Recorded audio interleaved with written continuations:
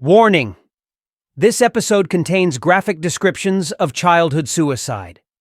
It is important to have conversations with fellow listeners before playing this episode to make sure everyone is comfortable discussing the topic. If you or someone you know is suffering from suicidal thoughts, please call or text 988. Trained professionals are standing by to assist you.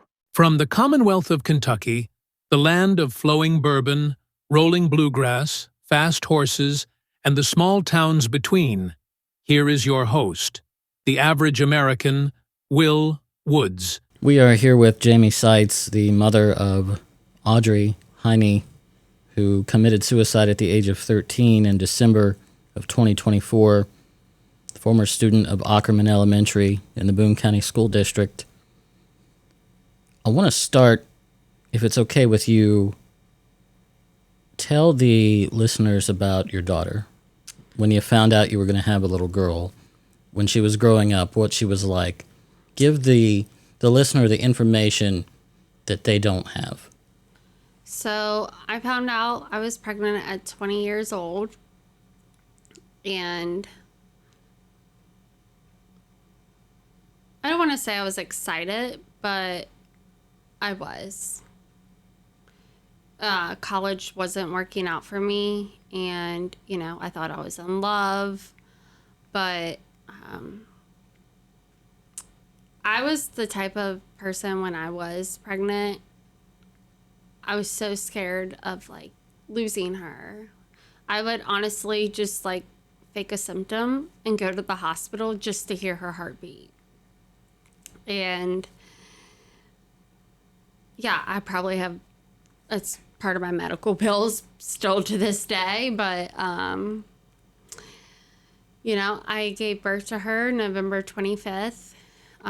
By C-section because they said she was going to be 10 pounds. But she ended up being 8 pounds, 7 ounces. And I knew she was having a girl. I was having a girl. My mom, she kept buying all these boy clothes. And I'm like, Mom, I'm having a girl. I can feel it. So, of course, when I found out, I was like, I told you so.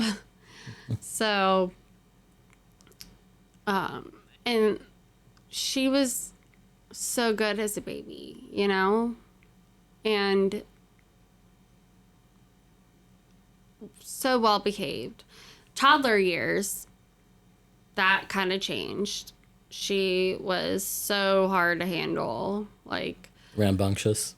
Yes, I couldn't go out to eat for probably 2 years with her because she would be throwing herself on the floor or whatnot. But yeah, she was very rambunctious. Star of the show. Yes, very much so. What was she like growing up? Growing up,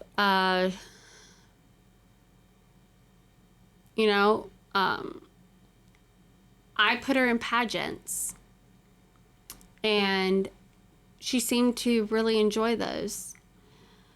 And, we traveled. I spent ungodly amounts of money on dresses. I spent more money on those dresses than my own wedding dress. And she did win so many, awards. I'd put her in everything because she was just so beautiful and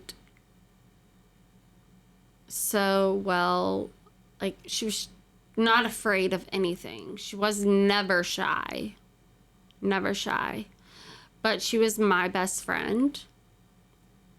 And, after that, she outgrew pageants, and I'm like, yeah, me too, girl. I always called her girl. That was our language. I'd be like, girl, what are you doing? Or that's, and maybe that's a part of us growing up together. Right. But I got married. Well, I met my ex-husband, she was probably 6 months old. and we were married a year after that. So he was so strong, like, and he had no idea how to deal with babies or whatnot. And I kind of threw it on him, and he took it well. So she was very close to him, my ex-husband. And his family took Audree on as their own. Always. Even after our divorce, which I think has been about 3 years. But even after our divorce, she was still considered their grandchild. Right. How was she with her other sibling? So Leo was born in 2016. And she was very protective of him. Very. But also, she was kind of mean. She would beat him up. Like, you know, fake beating up. Not really, like, hurting him. Sibling fun. Yeah, sibling. Like, and I always told her, I can't wait till the day he's bigger than you. Right. Like, I can't wait, because the amount of torture you put him through, you're going to get it back, girl. Right. So, As most kids do. yes. Tell me about the changes in moving school districts from Campbell County to Boone County a few years back. She knew. I feel like she was so wise. And I've always been so transparent with her. Always. And sometimes I question myself, was I too transparent? What, you know, did I cause her stress? Or, you know, but I told her, like, as I always have told her things, because she was my best friend. You know, I obviously leave details out, but I said, you know, I'm getting divorced, and you go where I go. Like, and she was like, of course. Right. She was okay with it. And my mom lives near me. So I'm like borderline Florence Union, and my mom is in Union, Right. where I could drive to her house in 2 minutes. Right. So in between the time, though, when we sold our house in Alexandria, Kentucky, the profits, I took and rented a house in Lakeside Park. But honestly, I don't know if this gets me in trouble, but I put down my mom's address because I knew, you know, Right. I would end up here Right. in Florence.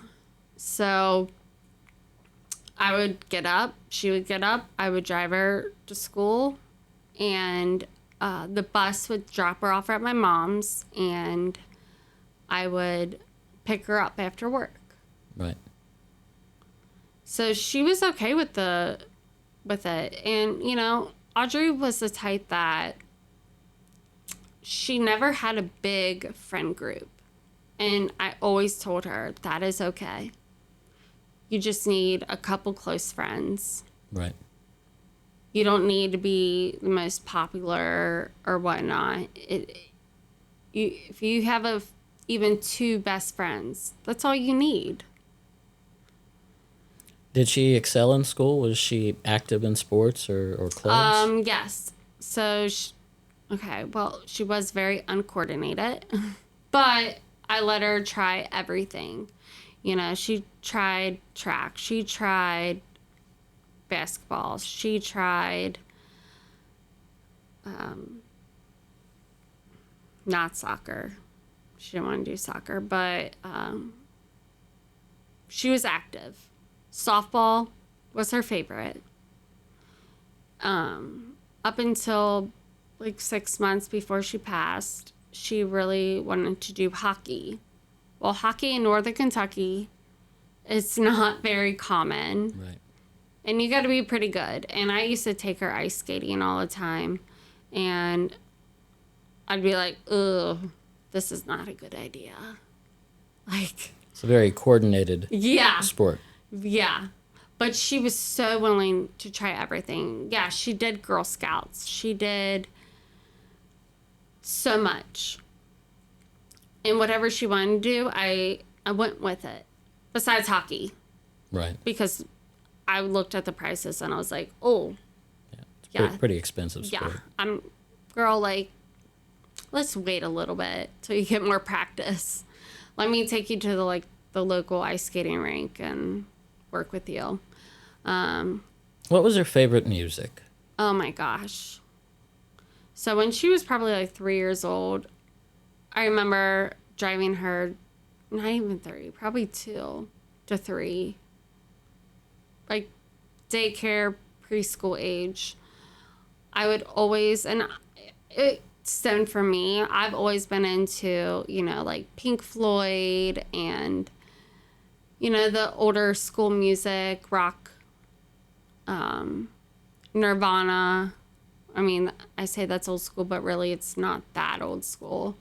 So I remember her in the back seat singing like, teachers leave us alone,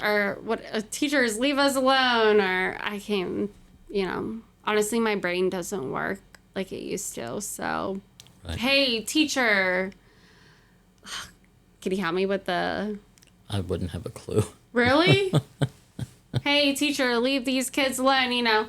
We were like, and I think that's where her wide variety of music started.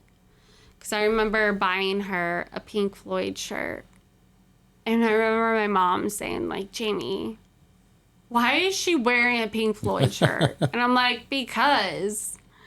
So, over the years, though, her music taste was like, hey, Mom, I'm listening to Nirvana. You don't know them. And I'm like, girl, I know Nirvana.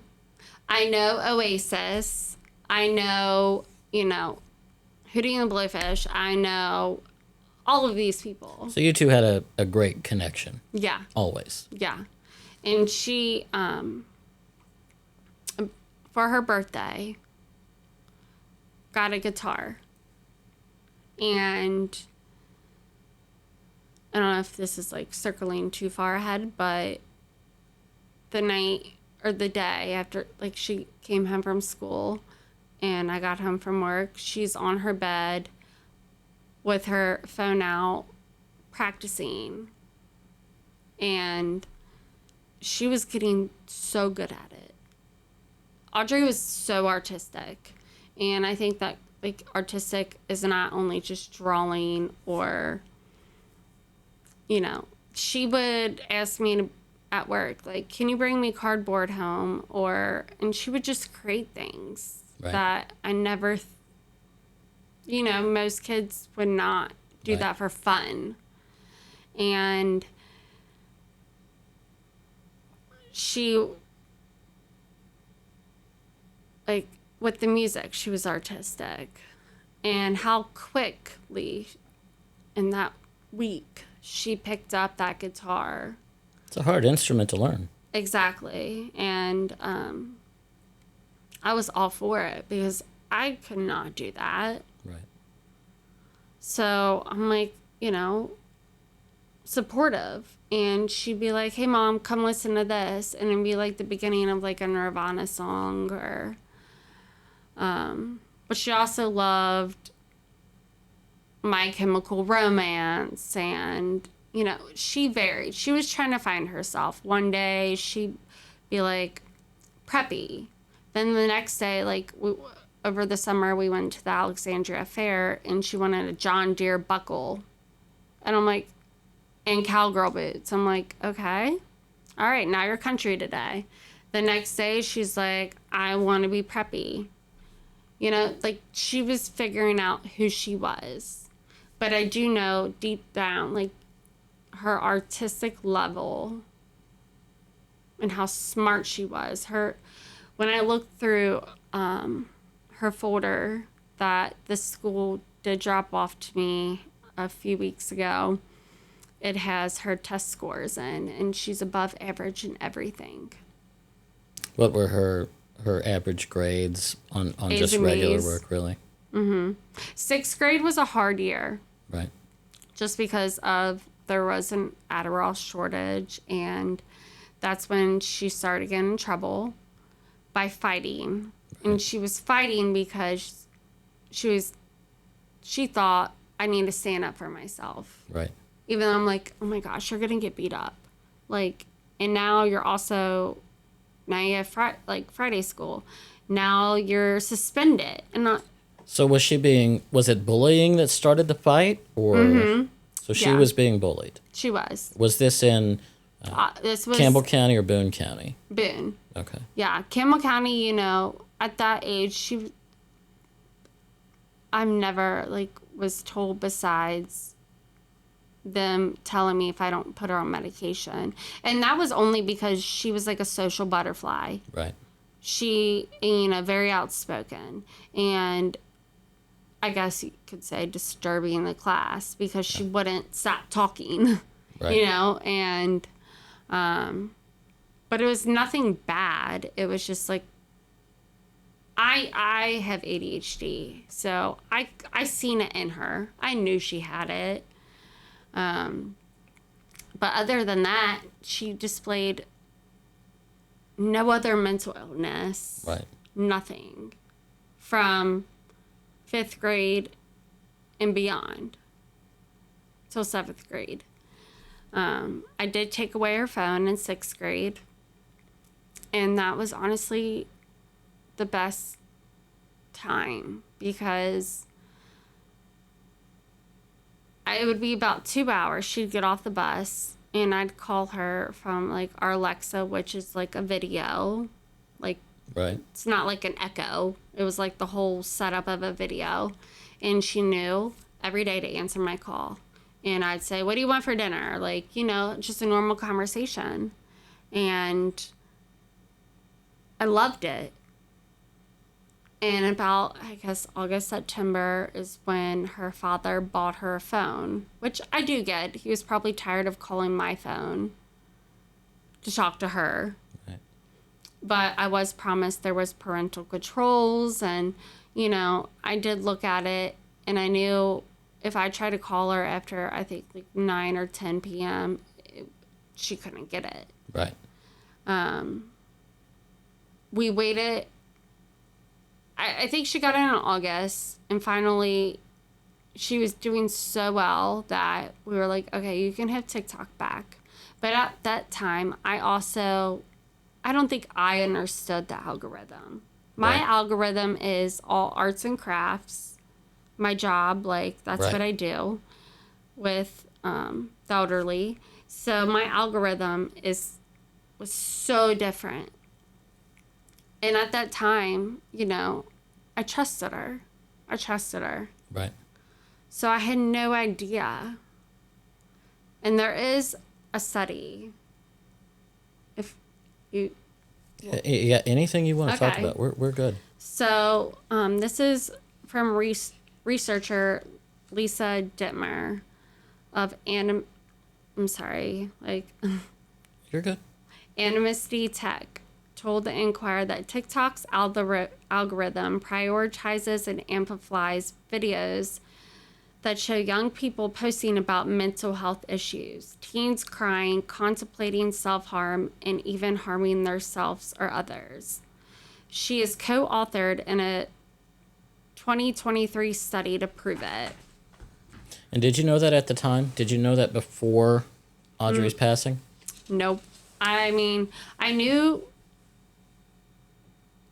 there was an algorithm, but I didn't know that. I always thought the videos she would come and show me, even on the night she killed herself, they're all funny animal videos. Right.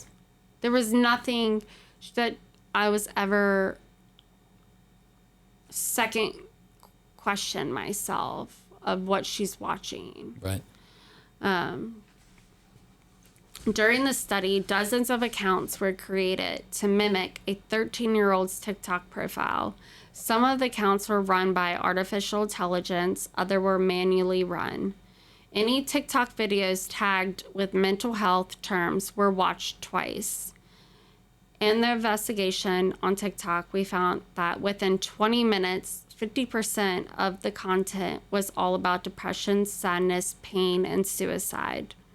Some of those videos encourage self-harm and discuss methods of dying by suicide. So, again, I had no idea. And many people will say that is free speech.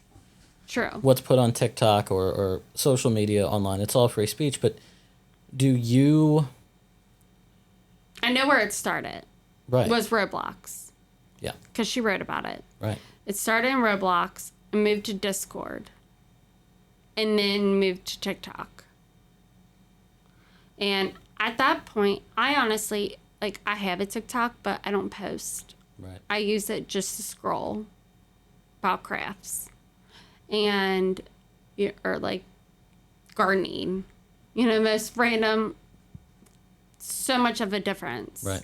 But knowing now that these social media feeds, these algorithms are literally tailored toward pushing this information to young children, and knowing that your child was involved in this and witnessed all this, is there a part of you that feels that these corporations, these multi-billion-dollar companies, share some responsibility in what happened? I believe they share all the responsibility because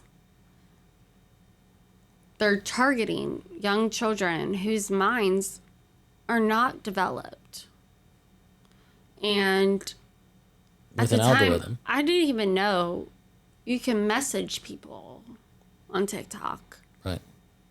So she's talking to other people who are just kind of amplifying. Reinforcing her thoughts. Yes. And, when I spoke to the detective, not one told her, no, don't do that. Not one said, go get help. And do you know how many of those folks she was speaking to were actual humans versus AI? So there was 2 that I know for a certain. I forget the number he exactly told me. He said there was 3 that were, I don't know, not from America, Russia or something. But yeah, there was 2 teens from Plainfield, Indiana, and while she was on TikTok, once this algorithm of hers was put in her brain, it led her to a group called TCC, which stands for True Crime Community. But that's not true crime as I know it. Right. That's like me watching Dateline. Right. Or Snapped. These are folks who idolize individuals who've committed heinous it's called crimes. the Columbine effect. Correct. So she fell into this hole, I want to say, or while being brainwashed that, and there is a whole other study about the Columbine effect, and it's not new. Right. But now it is new. Now it's coming into focus. Yeah, it's coming into focus. And just to point out, this is all information that you found out after Audree passed. Yes. You had no idea prior to. If you want, I can go back to when I found out, if that makes more sense. We can pick up on that in just a moment when we come back with Jaimee Seitz. If you or someone you know is suffering from suicidal thoughts, please call or text 988 for assistance. Your mental health is a priority, and trained professionals are standing by to listen to your needs and guide you to the appropriate resource for assistance. Asking for help is okay, and you deserve to be heard. Again, please call or text 988. Your life matters, and together, we can end the stigma surrounding mental health. We are back with Jaimee Seitz, the mother of Audree Heine, who passed from suicide at the age of 13. We left off talking about the TCC group and your discovery of what's known as the Columbine effect, a group of folks who identify with and idolize folks who have committed heinous crimes.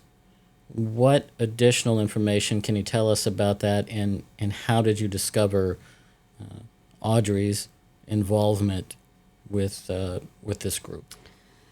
So I had absolutely no idea.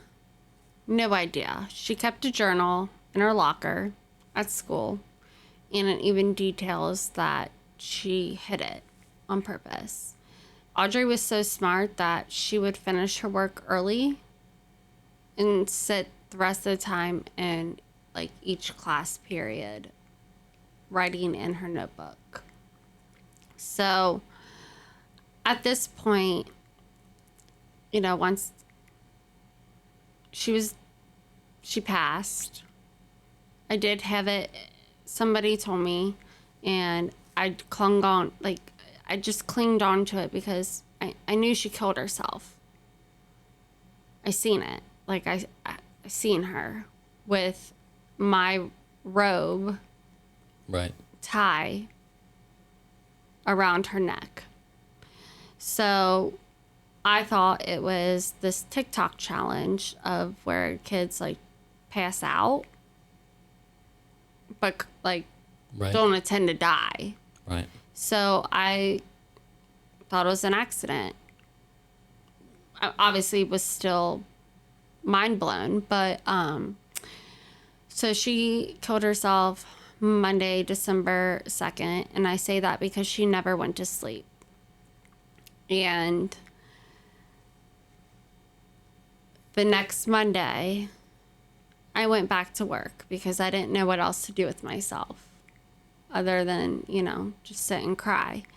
So the detective called me and said, you know, can you come in? And I remember telling my work, like, I'm going to take a longer lunch break, but I'll be back.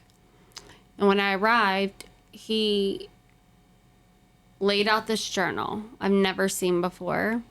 He laid out so much information to the point where I'm pretty sure I told him, just shut up. Like, I need a second. And I immediately got on my phone, got on TikTok and looked it up and was like, what am I seeing? You know? And I didn't open her journal. I was scared. It took a while for me to read it. So that's when, you know, for the next 2 weeks, I just took a deep dive into what she was watching. And that's what I learned about where Audrey had kind of like a whole different life. And she did, like in her journal, she self-diagnosed herself with mental health issues that honestly she Googled, because a lot of them, you can't get diagnosed with them until you're older. And you know, she turned 13 November 25th. She killed herself December 2nd. To, like, you know, she's still 12. Her mind didn't just automatically mature to 13. So once I learned about it all is when I was like, this is an issue. This is an issue. And when I watched the videos, they're all wearing the same type of clothes. Audrey started asking me to make her, because I do have a Cricut machine. I can make shirts. So when she would say, Mom, can you make me this shirt? And it'd say Wrath or Natural Selection, or this band. I'm probably going to butcher it, but KFDM? I'm not sure. It's a band that the Columbine killers listened to. KDFM? possibly. But that's where I start putting things together. And Audrey was an avid bracelet maker. But you didn't know that about these bands at the time. You put it together after this happened. No, I had no idea. I remember like when she wanted that band tee, I looked him up and I'm like, this is the worst music I've honestly ever heard. It's like late 80s, early 90s industrial But you rock. just thought it was another band. Yes. Yeah. She liked older music, so it didn't really set anything off. And the shirt with Wrath and the shirt with Natural Selection. I even asked her, I was like, do you know what natural selection means? She's like, yeah, you're selected to be like cool and natural. And I'm thinking in my head, right. Whatever. Like, that's pretty sure that's not what it means. But in your mind, it was just a shirt. Yeah. And maybe, kids twist things around and change things. Like, okay, natural selection doesn't mean what I think it means. It might mean something else. Right. So, yes, I did make them for her. And you would have thought it was like Christmas morning. She was so happy. So, and she was already like always wore band tees at this point, and she always has. Besides Which most teens do. I mean, it's nothing out of the ordinary. No. I mean, Hot Topic was her favorite store. Right. And Hot Topic back when I was in high school, like 2005, 2004 to 2008, that store kind of scared me a little bit, and but they have changed. They're more into like, all right, AC/DC, stuff like that. Right. So for her birthday, she got so many gift cards to Hot Topic. And on her birthday, her actual birthday, I let her stay home from school, and she used all them gift cards to Bath and Body Works, which was her favorite too, and Hot Topic, Journey. I think those were like the three major ones, and let her go shopping. Because I'm like, it's your 13th birthday. So many parents do that. That's nothing. Even though, like, I already had a big birthday party for her. I rented out a clubhouse, but not one friend came. Really? Yeah. Not one friend came. It was all, like, besides her cousins. Right. Family members. Well, actually, her cousins could have come that weekend. But it was all, like, grandmas, grandpas, aunts, and uncles. And you get, like, when I think about it, Audrey had so many, like, my grandma is still alive. Right. So she's got her great-grandma, she's got a great-grandpa, she's got a stepmom, she's got my mom, she has literally so many people. Yes, they are all adults, but not one kid came. Did she notice that there were no kids there? We talked about it prior, because I was like, Audrey, do you want to invite anybody? She's like, no. But I could tell, like, she was okay with it. Right. And she did previously, the weekend before, go to a sleepover. And those kids are from Campbell County. Right. So, because she kept in touch with those kids. Right. That was her group. Yeah. But nobody from Ockerman was there. Right. But she had a blast. Right. She had so much fun. Of course, she had her little brother there. And I decorated the whole entire thing. Because I'm like, you're officially a teenager. Like, this is a big birthday. Right. I'm going to go big. So, and she was so happy. So happy. I remember that day like it was the best day ever. In her notebook, though, since September, she did have a countdown of when she was going to kill herself. Really? And it's like only 33 more days. And it would bounce. But she'd say it's only 33 more days. But guess what, guys? I'm going camping this weekend. So it was so bounced back and forth from... Right. There was points of like, was this reality or was this her kind of telling just a story? Right. And again, for those listening, this is information that was not uncovered until after Audree's passing, yeah. all of this information. Yeah. It was when they put it in front of me, the detective, and... What was that like, first looking at that information? It was mind-blowing. And honestly, like, I didn't look at the journal. I was like, I don't want to see it. I'm scared. Right. But what you're telling me is not Audree. Audree's, no. Right. She would never idolize 2 Columbine shooters. Like, this is not Audree. Did you think at some point that maybe it wasn't her journal? No. Do you know? No, because I trusted them. And when the cover of her journal, it has her hand. I know her handwriting. Right. So, and yes, they took everything off her phone. But that is when I called my sister, who has been the biggest help to me, because there was days I couldn't even form sentences. You know, I have to use all my energy to go to work. Because work is a place where I could, you know, step back and not be so sad. Occupy your mind with something else, a task. And also where I work, you know, like we have memory way.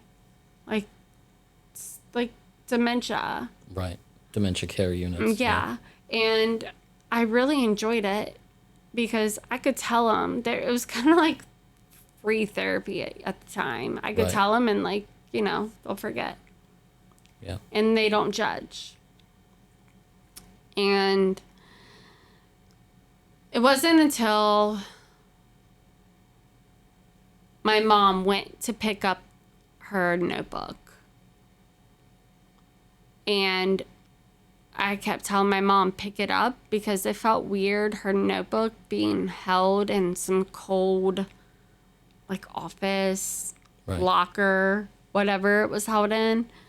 I just wanted it. I didn't want it, but I wanted it out of there. Right. Well, of course, my mom read it. Right. And then gave it to my sister to read. And they knew I was struggling so bad with, it's my fault. I did something wrong. But nowhere in her journal says anything bad about what I've done. Like, you know? Right. Like, and they wanted me to read it. So I knew. Jamiee, like they wanted to be like, Jamiee, you didn't do this. This wasn't because, you know, you guys fought over makeup every morning. Or fought over clothes. Of course, I didn't wear her band tees, but there was clothes we did share. Right. I mean, we shared everything. I feel like every morning I yelled at her, like, where's my eyelash curler? Where's the hairbrush? It was very much, we shared everything. I mean, we shared, in her room was a walk-in closet. So, yeah, walking into that closet now every day to get my own clothes out, it's hard. We did take the door off. I mean, and I don't want to get like super detailed, but I will. The over the door closet, like coat hangers, she hung herself from there. And she had an awesome vanity in her room with like you would see in a makeup room in Hollywood with all the lights and her chair was kicked over. She put a chair under her and kicked it over. And I remember seeing her phone as if it was in her hand on the ground, like she dropped it. And that night, her TikTok got banned. So I don't know if she was live streaming or what. I don't think I'll ever know, because it is a hard thing to work with TikTok, even being a detective. Right. So that is when my sister contacted the FBI. And that's when the FBI, did a lot more digging. Still, we can't get that TikTok back. In a sense, I also don't want to know. Right. But I do know. I do know the way when I seen her, the chair was kicked over, the phone was on the ground as if she was holding it while doing it. Right. And what happened was it got chilly that night, and this is probably about 2 a.m. And prior to this, though, was a very normal night. The most normal night it could be. She ate dinner. Me and my boyfriend were watching the movie Twisters. And that's when she was coming in saying, "Mom, look at this funny video." And it's like, some animal funny video. And I'm like, "Crawl in bed, get in bed with us, watch it." And she's like, "No, I'm fine. I need to take a shower, lay out my school clothes for the next day," which she did. She laid out her clothes down to the necklaces she was going to wear,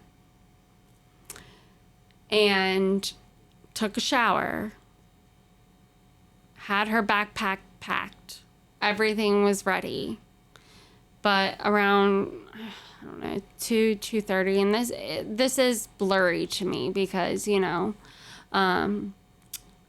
she had a pet bearded dragon in her room. And she always turned off the light.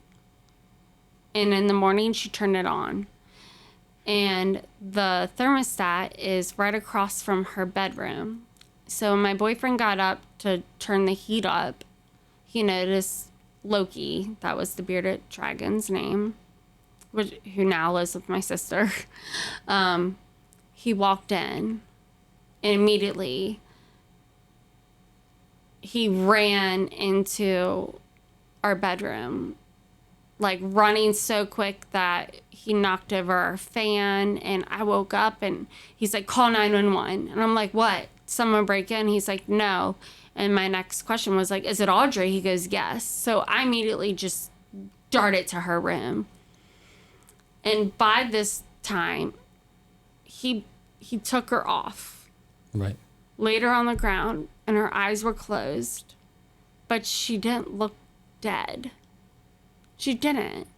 So, I'm like calling 911 at the same time. I'm like throwing the phone to my boyfriend, like, I don't know what to do. I don't know what to say. I think I ran across to our neighbor's door and just banged on it. I just wanted help. And it's weird to say because, where I work, if I see somebody on the ground, I'm going to jump in like no other. But when I seen my daughter, I was scared. And I don't know how to explain that. But deep down, I knew she was gone. I knew she was gone. But yet, her eyes were closed. But she wasn't like purple. She wasn't like what you normally would think of. I just knew she was gone. But at the same time, my mind is like, and 911, when we called, they were there within like 3 minutes. And I'm thinking, okay, they're going to bring out that shocking machine. They're going to get her back. And they carried me out of there. They were like, "You can't be in here anymore." Right. So I sat in this hallway, and I just kept saying, "You're going to get her back. You're going to get her back." Like, I was in denial. Even though when I seen her, I knew. But I figured, okay, well, people get brought back after Right. minutes, you know. But even after they came out and said, there's nothing we can do, she's gone. And, you know, that it was only like an hour, hour and a half, maybe 2 hours. So You have no way of knowing when it actually occurred. yes, but that's why I always say December 2nd, because she never went to sleep. And I wish I knew what was on her TikTok, because maybe she did plan on going to school. I mean, she laid out everything. Or is it when people commit suicide, they do that so nobody, you know. Some do. It's been documented that some do. My question for you, you had mentioned earlier the TikTok challenge. Yeah. Is there any part of you that thinks it was an accident? At first, yes. No, now, because I've read her journal. She had a countdown date. Right. And that's when it just hit me like, I don't even think there's words to describe how it hit me. Being told by a detective, this wasn't what you thought. Right. And I remember him asking me, like, why did you think that? And I'm like, I don't know. Somebody mentioned it and it got stuck in my head. And I do remember the last thing, like, one of her dad did say to me, he was like, I can't believe you told everybody at the funeral that this was an accident. And it was just so messed up at the time, because it's like, I get, like, you're a paramedic, firefighter, you see things daily, but this is, like, our daughter. Not the time, not the place, yeah. Yeah, not the time, not the place.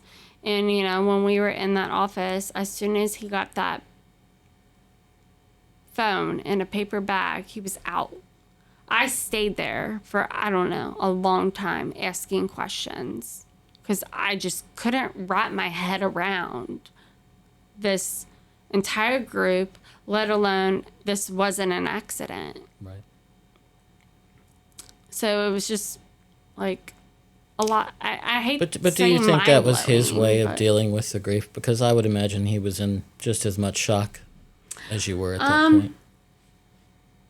I don't know, because to this day I've yet to hear from him. Really? Yeah. Yep.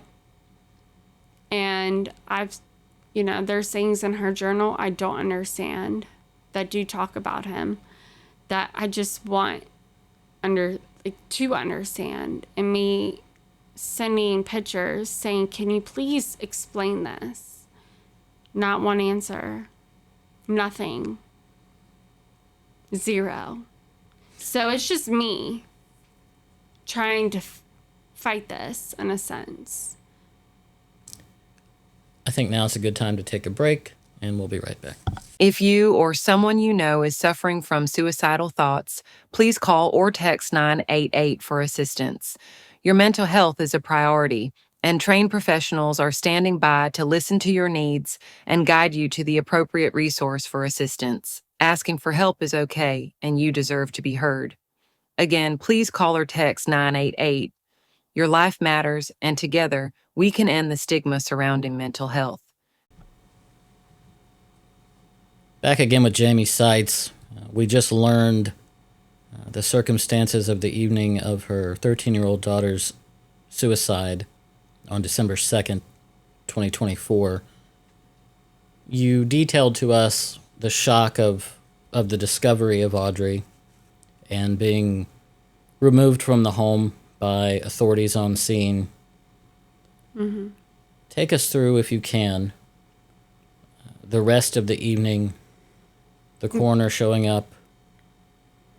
I don't remember the coroner showing up, honestly. I don't remember much. The only thing that made me feel comfortable was sitting Indian style outside of the condo. It's like a hallway. Like, you got to be buzzed in, and then there's condos, like the entrances Right. to each person's condo.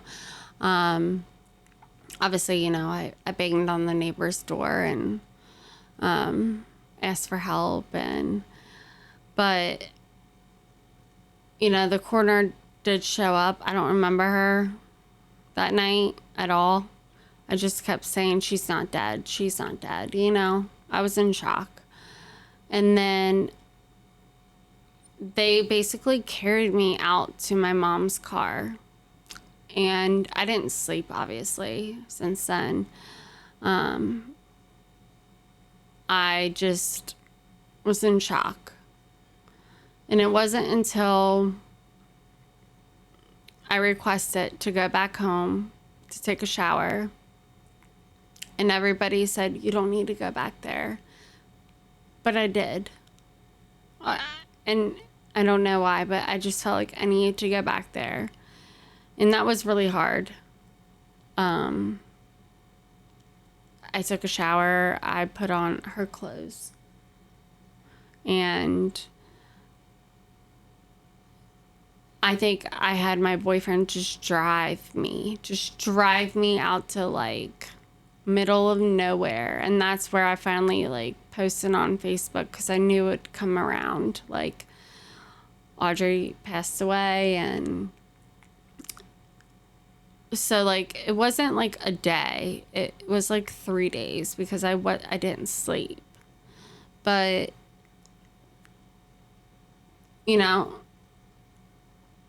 I was still, up until about a month ago, I get off work and my boyfriend works nights.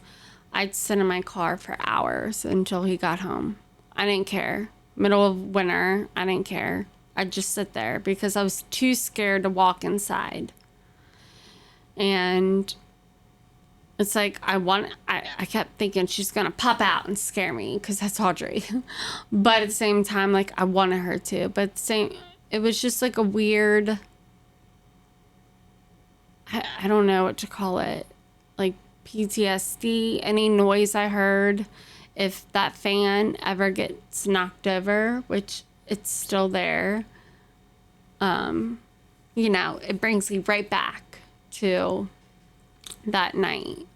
But I ended up eventually, I got rid of her bed for the sake of my son. I needed to change it. We ripped off the closet door. We threw away the chair that she flipped over. I do still wear the robe. And I don't touch her vanity. All of her Bath and Body Works, I don't touch. But, we have carpet in her room, but I took off the area rug and bought a new one. And I hung up I took off all of her Eminem posters, because she was obsessed with Eminem. I took them off just to try to change of scenery for my son. And after that, I went to a family doctor, and that was through Sani, and honestly, they didn't help very much at all. They were like, oh, well, we'll give you 4 lorazepams. Well, they were gone by the time her funeral was done, and I'm just sitting there, anxiety ridden. Every noise scared me so much. That's why I sat in my car. I couldn't go in by myself. Her light has never been turned off in her room, and it's a neon light that spells out her name, Audree. So time passed, and I felt like nothing was happening. Nothing. Not the school reaching out, anything. So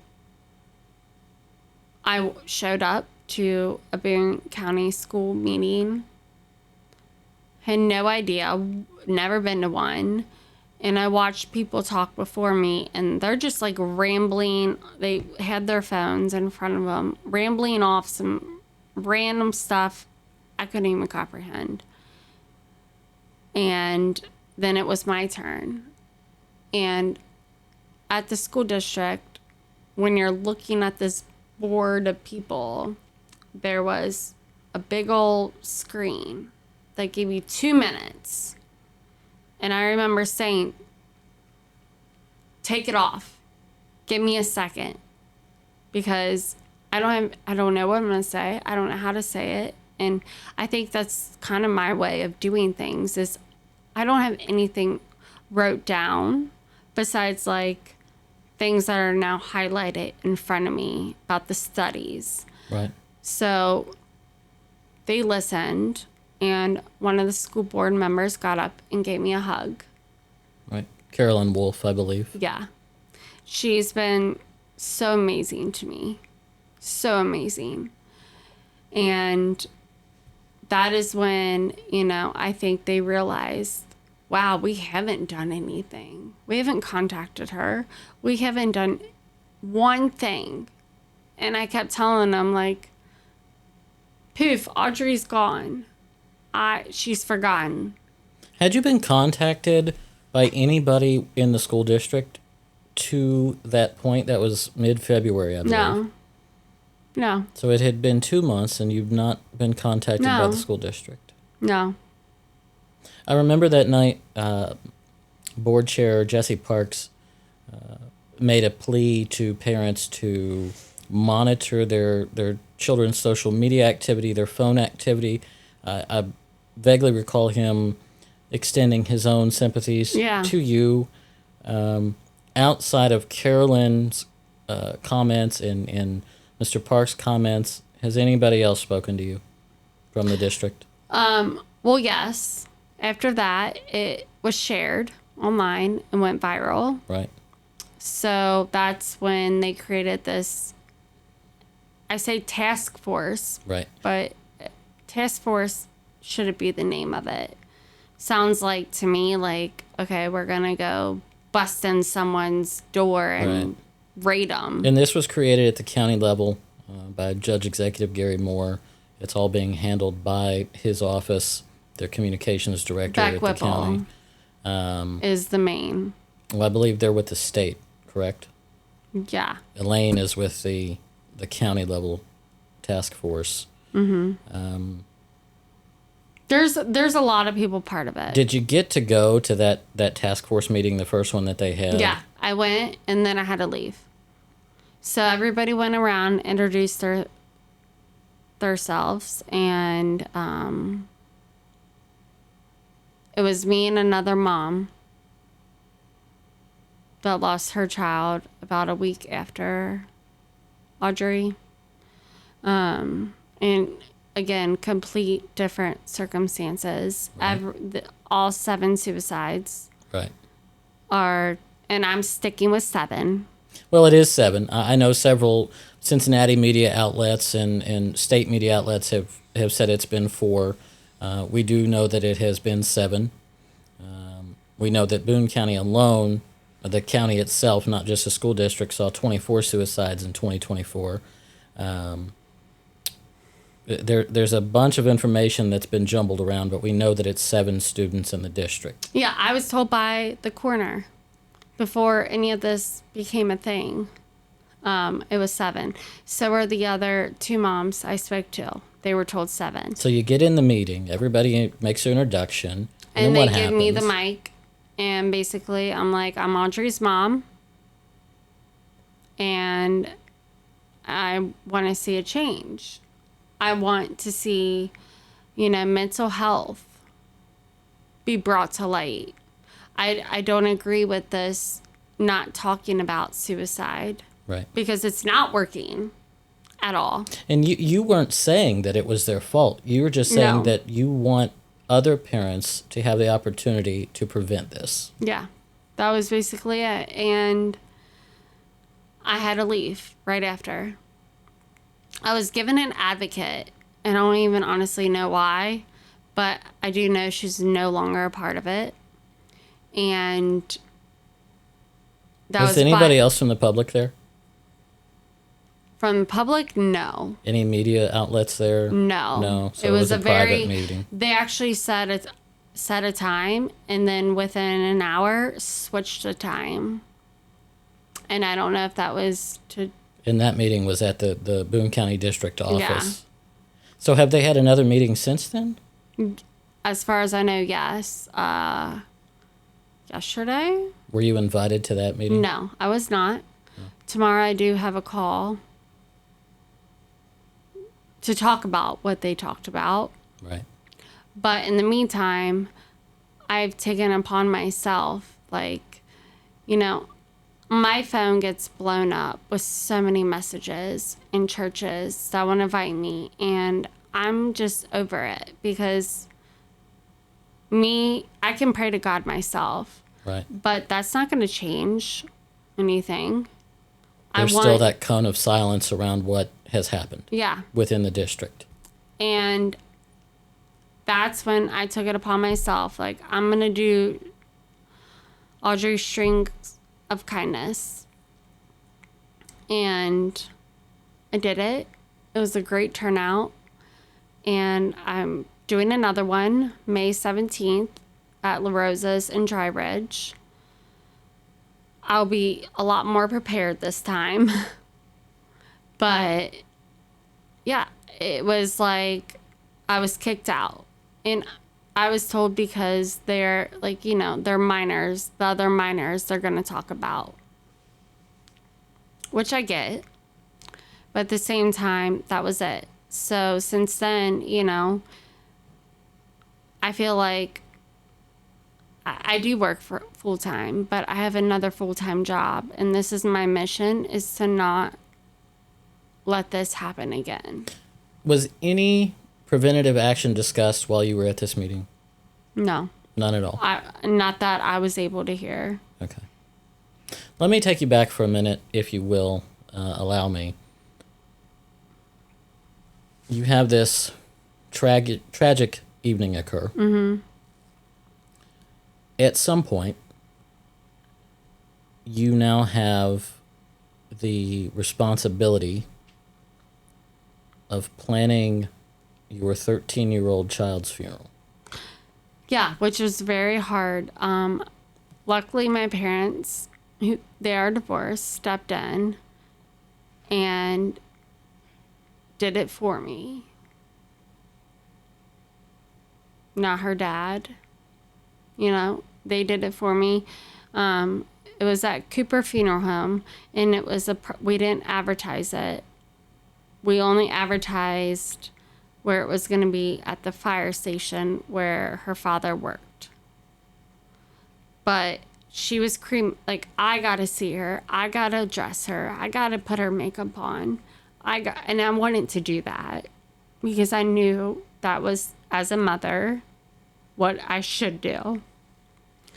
But also at the time, you know, I didn't think, like, where am I going to bury her? I never thought about that. I haven't even thought where I would be buried. You know, that's my kid's job. Your kids are supposed to bury you. You're not supposed to bury them. So I had to cremate it, and she's sitting on my kitchen table. That night, she also killed herself. She made me this beautiful, I want to say she made it for me, but it's a beautiful rose made out of makeup remover pads. That's like, you know, and she threw it together. I remember telling her that night too, because she had a blue. She was using blue marker. I was like, girl, you better go wash your hands in the kitchen sink. Don't do the bathroom because they'll stain. But she made it, and it was right next to her. I mean, I have it preserved now, but I think that was her gift to me. That was her gift. And that's what I go off of for hope. How has this impacted her younger brother? He is in counseling, and it's a lot of play therapy. which is kind of how I came up with Audrey Strings of Kindness, because if you put a bunch of kids in a gymnasium, they're not going to listen. But if they have something to do, it's kind of like just a play therapy, but more catered to their age. Even adults enjoy it. So, and when I say adults, like when I hit it at my work, 65 plus older residents were enjoying it. Right. So, but yet there was resources there to help if somebody felt like on the verge. It did kill me that the young girl talked to me and I didn't have my phone on me. So I put my phone number in her phone, and for days, I just wanted to track her down and be like, are you okay? I will come pick you up. I will drive you anywhere. I will do whatever it takes. And I was told, like, I shouldn't be doing that, because what if she did kill herself? This is a child that you met at this event who had revealed sensitive information to you. And I was the only one she's revealed it to. Wow. So it was really hard for me, like, I just wanted to, like, save her. But at the same time, I'm grieving. So this goes back to taking that cone of silence away from it. We've all seen the information. If you have a problem, dial, text 988. I called 988. The schools. And they put me on hold. Oh, exactly. Yeah, Because that's a very valuable tool. But they put me on hold. Yeah. And I did, when I went to Frankfurt, the capital, I let them know that. And they're aware of it. And I want to trust them. And, for me just to show up randomly without an appointment and for them to talk to me and listen to me, I'm so grateful. Right. Because there are so many trolls online that said I'm crazy. Right. Like, you're not going to talk to anyone. Why are you even wasting your time? But that's where I come in, like, it doesn't matter. I'm going to do what I have to do. And if Boone County now is bringing this to light, every county needs to. Right. Because this isn't just a local issue. Louisville schools have dealt with this. Warren County, LaRue County. Within the past week, we've unfortunately seen another young child, the age of 16, unfortunately commit suicide, and it has been revealed that it was part of an online sextortion plot, allegedly, and we don't even believe he was involved in it. It was just, these scammers, these online people that are scaring children into thinking there's no other way. Yeah. And the problem with the 988 number, what does it say? That there are so many humans who need that lifeline, that person on the phone. Who they don't know. That we have to put people on hold. And 988 is good because they don't know them. But also at the same time, when you're put on hold, does that mean they're like thinking, oh my gosh, they're tracking me. They're going to find me. They're going to tell my parents. Because I put myself in that mindset when I called. And that's what I was thinking. Am I going to be in trouble? Do you feel that we need to take the prevention commentary of we're here if you need us out of the picture and start saying we're going to be proactive and we're going to ask you, are you okay? Have you had these thoughts? Are there people who are causing you to feel this way? Do you think we're going about it the wrong way? A little bit. Because of Audrey. If they asked Audrey, from what I've now learned, she would have said I'm okay. Because she didn't want to be caught. Right. Do you think she didn't want to put that burden on you? I don't know. I think she just wanted to feel as normal as she could. Right. And, sometimes when you, like, say a counselor does come in and then you get pulled out of class, other kids are going to be like, why is she getting pulled out? They're going to, and middle Right. school's evil. Right. I think it's It's worse tough. than high school sometimes. It's very tough. It's so tough. So I think, though, if there's resources that are offered and very well known that they're offered besides the ones we already have, they might feel more comfortable. And that is kind of why I believe the young girl came to me, because she didn't know me. I wish I had the knowledge of a professional. I just kept telling her, how I grieved was take 1 minute at a time, and then take a half an hour at a time, and then take an hour at a time, take a day at a time. Like, just take them baby steps. And if you really need help in that moment, there needs to be more than just 988. I mean, I'm fully supportive of 988. I am. I do think there should be changes made, because I did call and got placed on hold. But there should be changes made to where there's no more stigma. Right. That is my biggest thing right now. Break the stigma of mental health. Break it. So the state of Kentucky has a law that requires students in public school, 6th grade through 12th grade, receive suicide prevention information. Personally, as a student of Boone County Schools for all of my education, I do not remember receiving that information. I may have, but I don't remember it.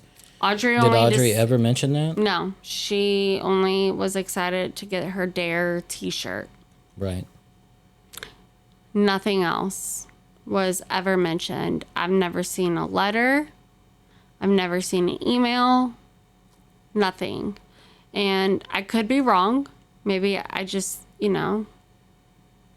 look past it. I don't know. I could be wrong.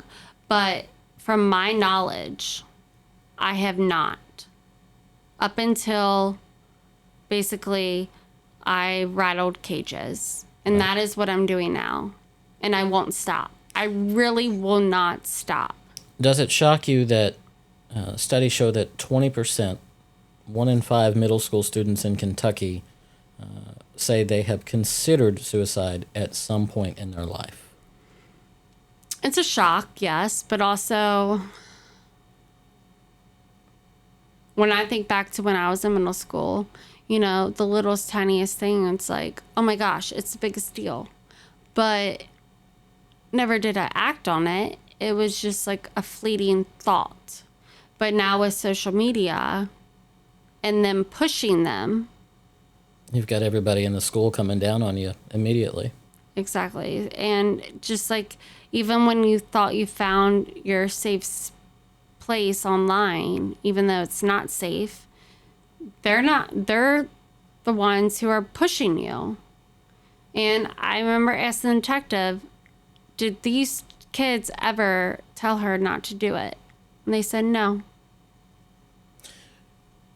Without revealing names or violating privacy laws, were any of the individuals that she was in contact with classmates, schoolmates? There was one that she told, and she did, she actually was going to Seven Hills Church for a while, and she ended up telling her friend about TCC, and her friend, I think, got scared, which is fine. That's normal. She got scared, and Audrey wrote in her journal, like, she stopped being my friend. Yeah.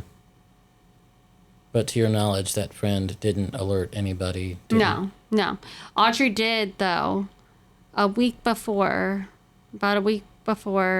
she alerted the school about a student she knew that was self-harming.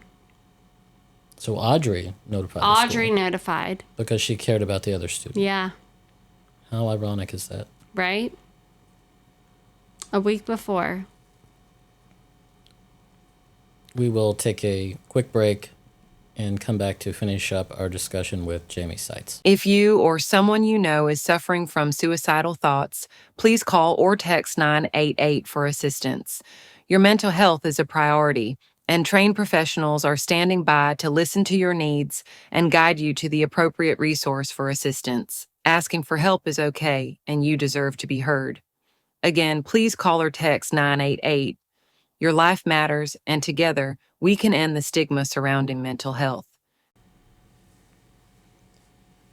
We are back with Jaimee Seitz, finishing up our discussion on child suicide within Kentucky Public Schools, specifically the passing of her 13-year-old daughter, Audree, an Ockerman middle school student, on December 2nd of 2024 from suicide. We have discussed Audree from her birth until her passing and even after.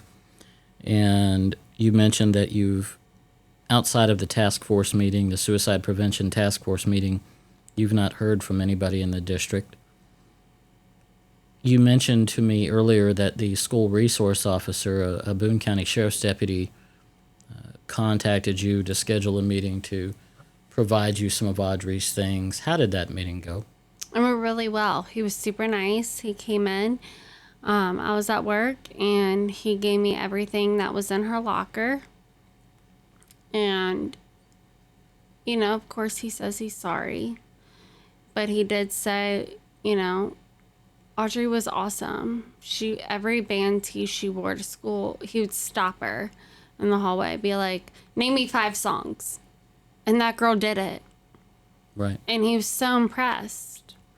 And, you know, because that is like a trend, wearing band tees and you have no idea who they are. Right. But Audree did. And I was grateful for that. I was grateful that finally somebody came to me from her school. Right.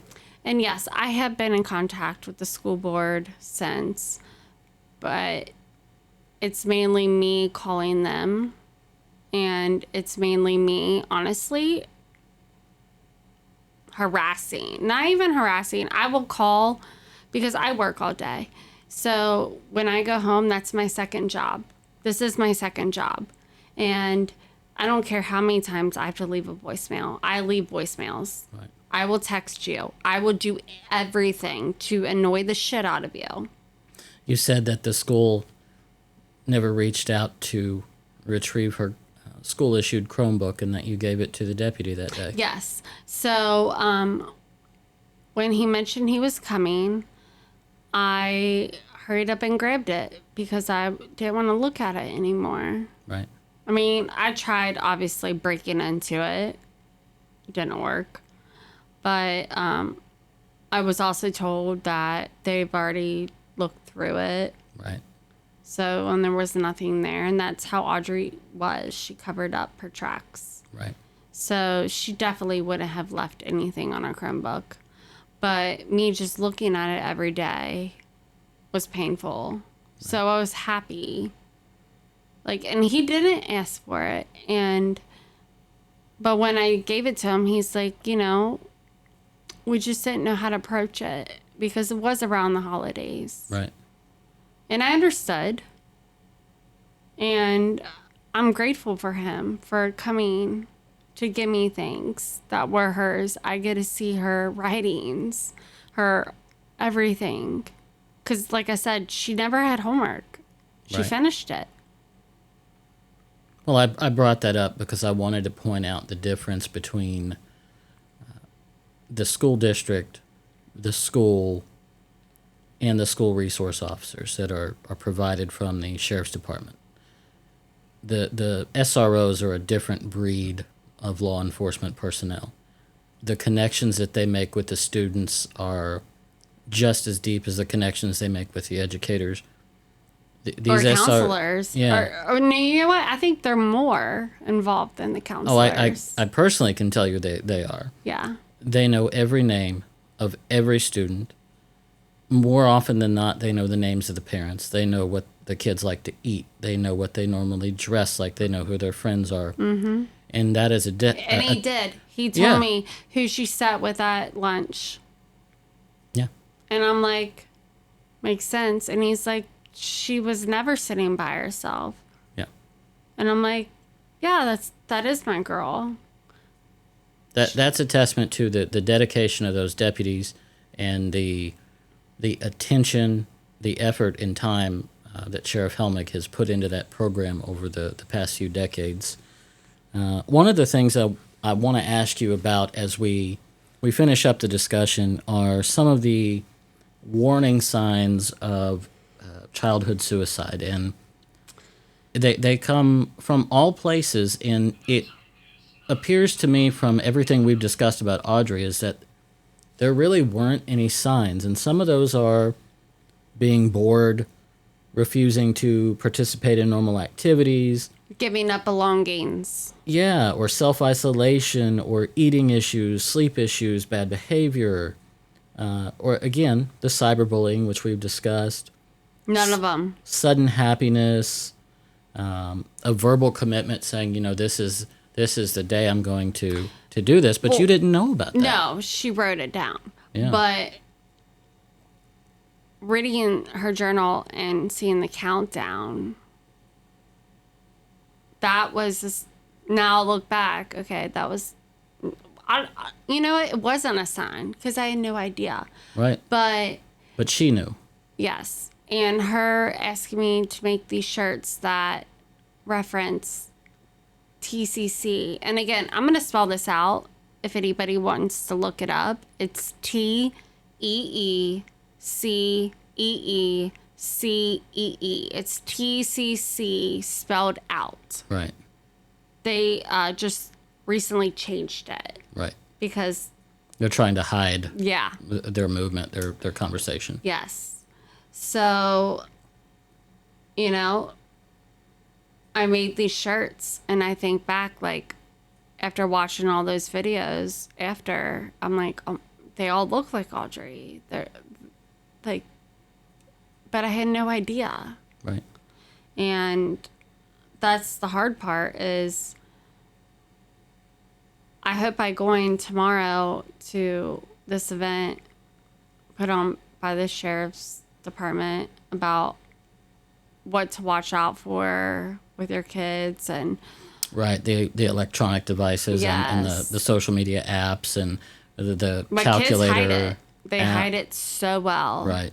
When I opened up her old iPhone that I took away from her, it wasn't like opening up my iPhone where, I see Google or text messages. They were all hidden in subfolders named something else. Right. And there are even those apps that conceal the folder. Yeah. You think it's an app, but it's actually a hidden folder. Yeah. Yeah.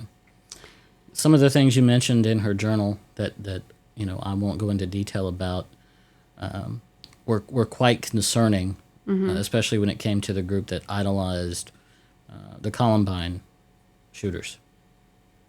Is there any part of you that thinks that she had that capability? And is there any part of you that thinks that she may have prevented herself from engaging in that kind of activity? No. I believe that once TikTok, the algorithm, it brought it up, and her brain was brainwashed, and there was no stopping. I mean, I have thousands of drawings and hearts around these killers, but in real life, and it's so detailed. For the listeners, Jamiee has shown me this journal, which I appreciate greatly, and other notes and drawings, and they're highly detailed. They are some of the they're what you referred to. romanticized. Well, they are, but some of the drawings that don't deal with that are high quality drawings. I mean, she could have very easily been a graphic designer. Amazing. But these other concerning documents, the ones 37 that years old, she they scare me. wrote, like her homework, Right. had them on there. But nobody knew it. Nobody knew it. She turned them in, got 100%. Just like the T-shirt. Nobody knew what it meant. No. What's the number one thing that you would advise a parent to do if their, kids they have electronics so young now? When your kid first asks for a phone or a tablet, an iPad, what's your advice now? Audrey, when she was younger, she grew up watching Dora the Explorer on a tablet. Right. She grew up with Roblox. She grew up with, I didn't know about Discord at that time. That was when she was getting older. But she grew up with all this technology that I couldn't keep up with. And honestly, it's hard. I want to say, yeah, take everything away, because that's what parents say. Oh, we'll take everything away, ban it. Don't let them have phones. Have them have the flip ones. Well, it doesn't matter. They're going to find a way. They will find a way. They're a lot smarter than what we think.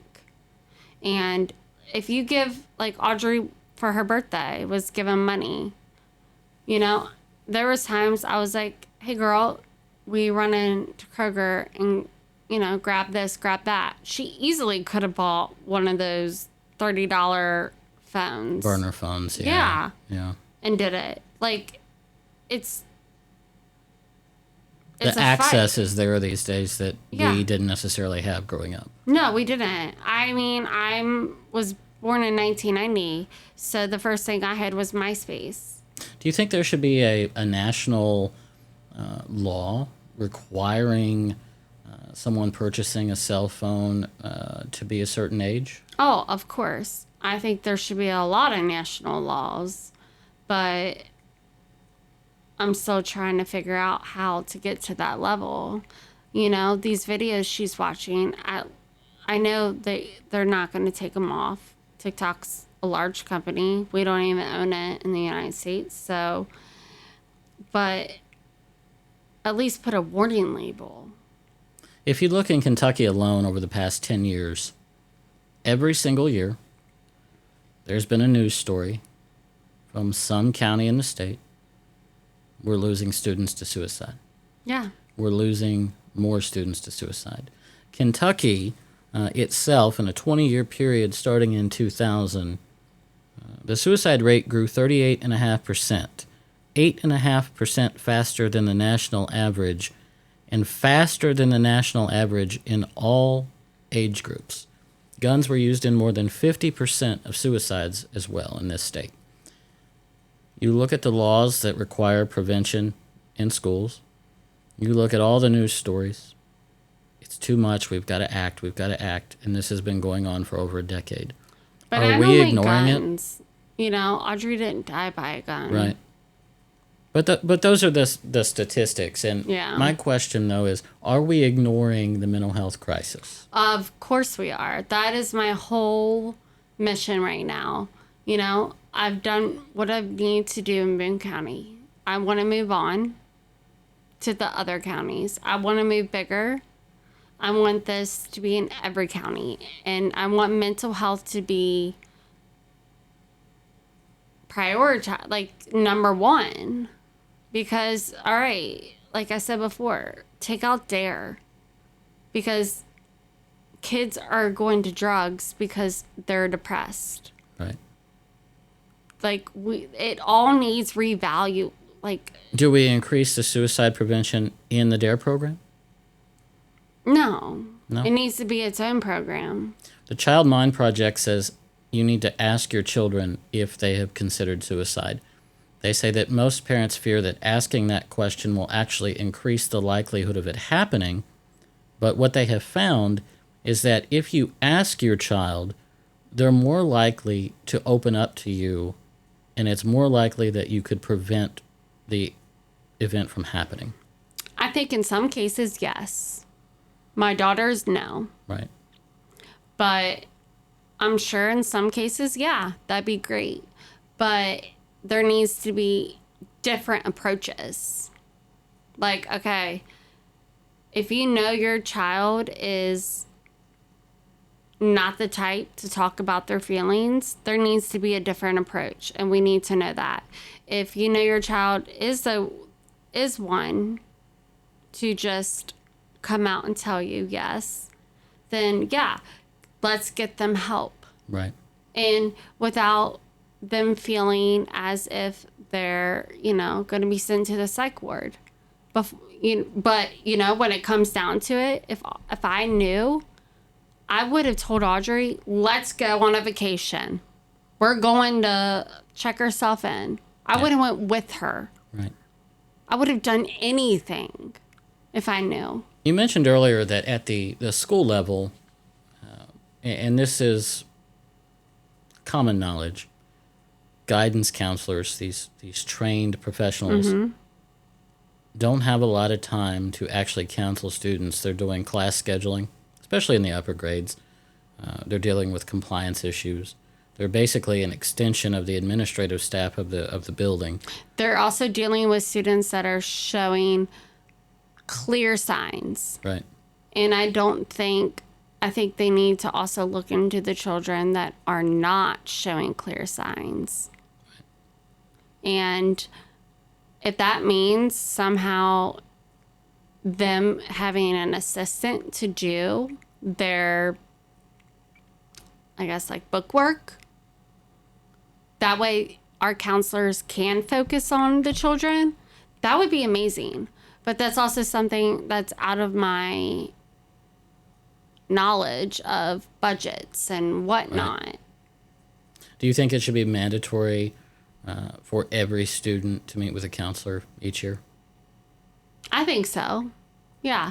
And not as if they're getting pulled out of class, because that right there, I feel like if I was in middle school or high school getting pulled out of class during the middle of it, kids are going to talk. Right. I think it needs to be like, hey, once a month, this is what's going to happen. This is your date. We're going to talk. Yeah.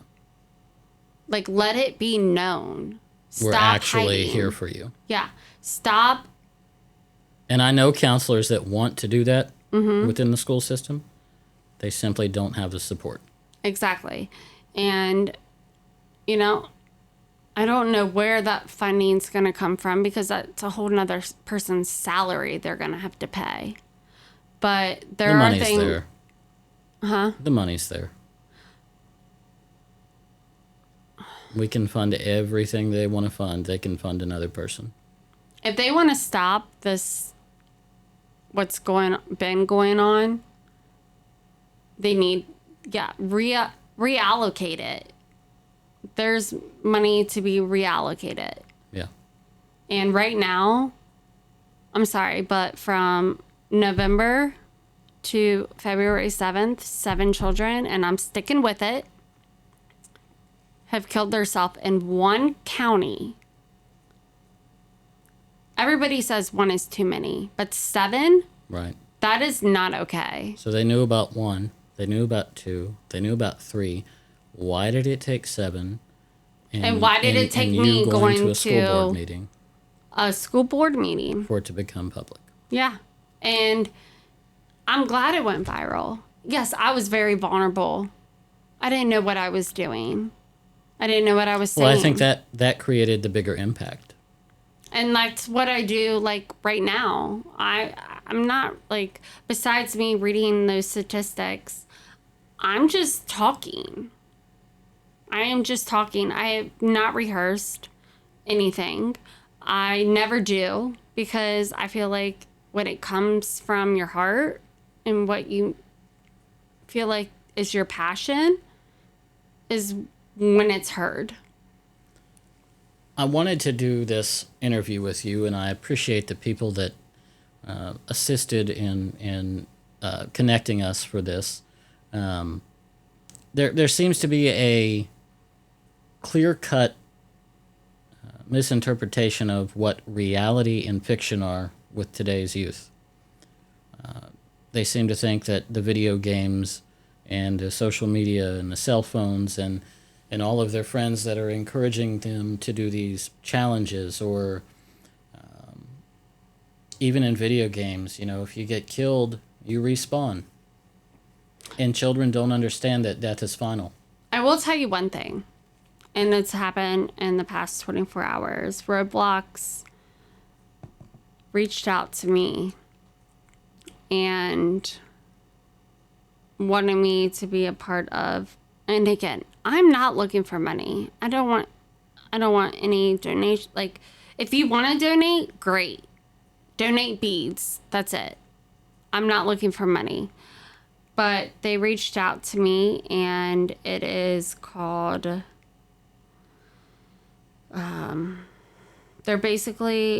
it's called A Case for Justice, and it's going against Roblox.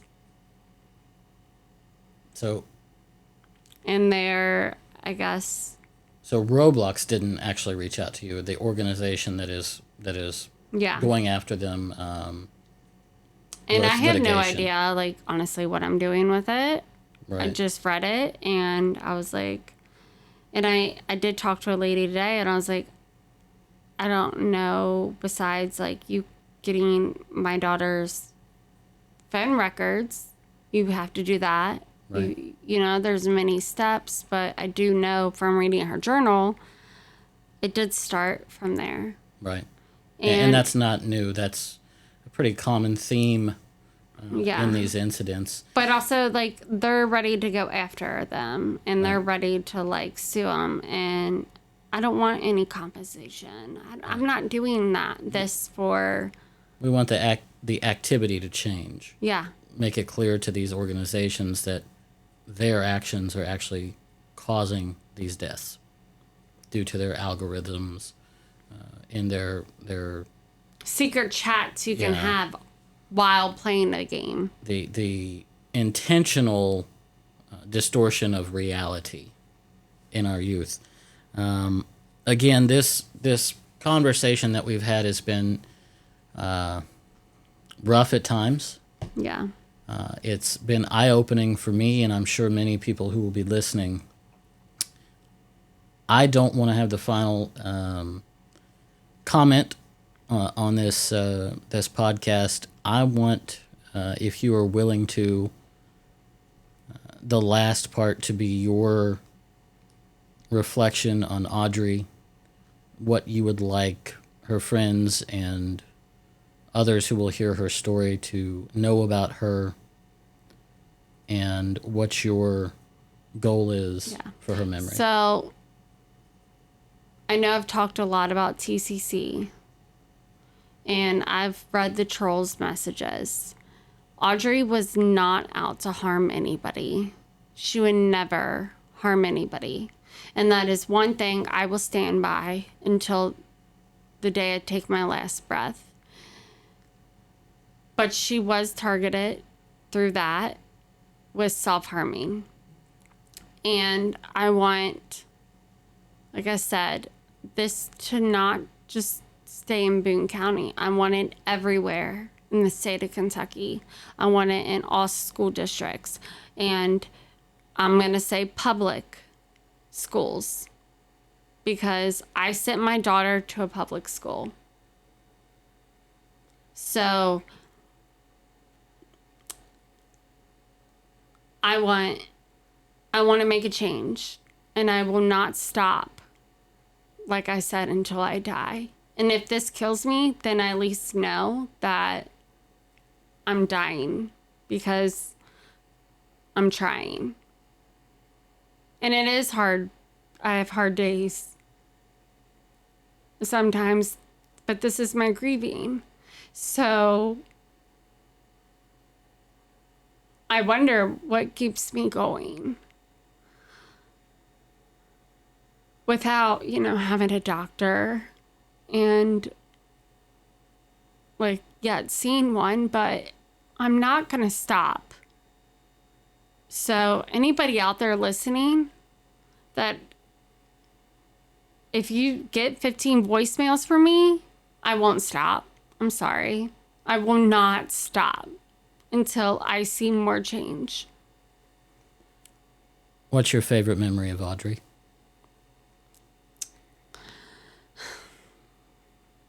It's Kings Island. That was what we did. And with her brother, we went to Kings Island all the time. And my other favorite memory is just her being my best friend, even if it meant us arguing where, you know, who took who's in whose makeup or where our hairbrush is. You know, I wake up every morning and if I misplace my hairbrush, it's so hard for me not to be like, Audrey, where's my hairbrush? You know, it's the little details of going to Kroger and remembering I don't need to buy that because she's not here. But my favorite memory is just her kindness. Her kindness towards other. I mean, for her, you know, prior to her death, to reach out and hopefully save another kid's life by saying they're self-harming themselves. You know, she cared so much. She cared. Thank you. Thank you.